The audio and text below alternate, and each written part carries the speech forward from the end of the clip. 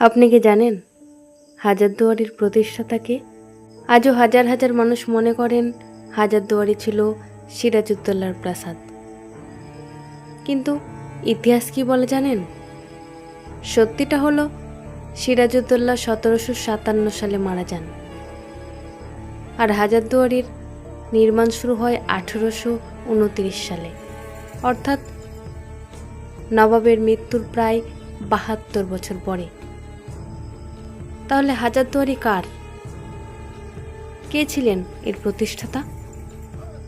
হাজারদুয়ারির প্রতিষ্ঠাতা ছিলেন নবাব নাজিম হুমায়ুন শাহ।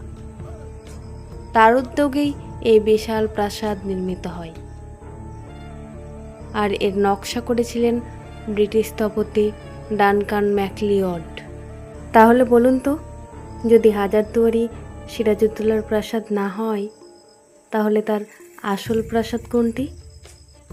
উত্তরটি যদি আপনার জানা থাকে তাহলে কমেন্টে অবশ্যই হ্যাঁ লিখে যাবেন। আর যদি না জানা থাকে তাহলে এ সম্বন্ধে আমার চ্যানেলে একটি ভিডিও রয়েছে, চাইলে দেখে আসতে পারেন। আজকের মতো এতটাই, ধন্যবাদ। দেখা হবে আবার নতুন কোনো গল্প নিয়ে।